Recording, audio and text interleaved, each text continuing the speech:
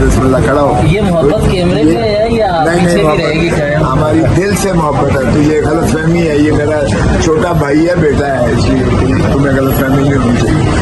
हमने कल यही कहा कि ऑल पार्टीज कॉन्फ्रेंस में ये चीजें तय होनी चाहिए। फॉर्म 47 की हुकूमत बिल्कुल मुकम्मल तौर पर नाकाम हो चुकी है, इसलिए ये ग्राउंड रियलिटी की हकीकत को तस्लीम करें कि इमरान खान के जब तक आप स्टेट ऑफ डिनाइल में रहेंगे मुल्क नहीं चलेगा। और आपको ये आगे ही हो चुकी है कि इमरान खान के बगैर ना ये ऐवान चल सकता है, ना जमहूरियत चल सकती है, ना ये मुल्क चल सकता है। तो बेहतर है कि या ऑल पार्टीज कॉन्फ्रेंस में इन मामला को तय किया जाए। बलूचिस्तान आपके हाथ से निकल चुका है, खुदारा बलूचिस्तान वो मत करें जो आपने मशरकी पाकिस्तान के साथ हुआ। अभी भी होश के नाखुन रहे, इसलिए हमने ऑल पार्टीज कॉन्फ्रेंस के लिए बना के सारे इंशाअल्लाह ऑन बोर्ड लेंगे। मौलाना फजलुर रहमान साहब की तकरीर बिल्कुल वो हमारे साथ है इस मामले में।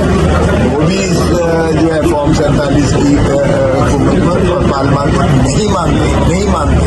लेकिन अब अगर बंद गली में फंस गए हैं तो उसका तरीका यही है कि ऑल पार्टीज कॉन्फ्रेंस मिल बैठ कर फैसला करते।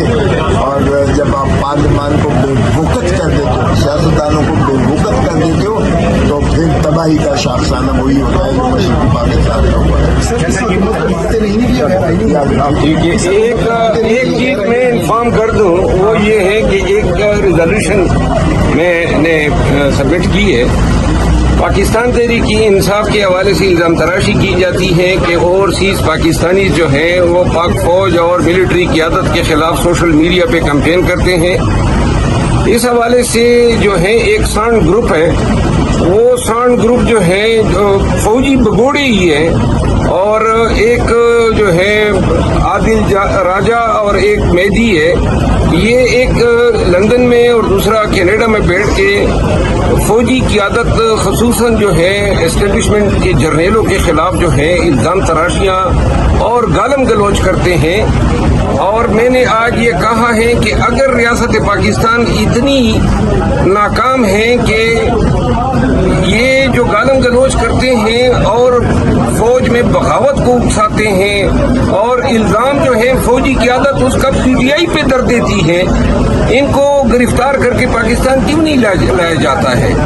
वहाँ इंटरपोल से इनके वारंट जारी करवाए जाए, इन लोगों को पाकिस्तान लाया जाए और करार-ए-वाक़ की सजा दी जाए। और ताकि इससे ये भी एक वाज़ेह पैगाम है कि PTI का इन लोगों से कोई ताल्लुक नहीं है। ये मिसनामर है, ये गलत फहमी फैलाई जा रही है कि ये PTI के बईख्वाह हैं। इन लोगों के करतूतों की वजह से खान को और PTI को जो है कीमत अदा करनी पड़ती है। तो लिहाजा कौमी असम्बली के जरिए मैंने हुकूमत वक्त से ये मुतालबा किया है कि इंटरपोल के जरिए इन मुजरिमों को पाकिस्तान ला के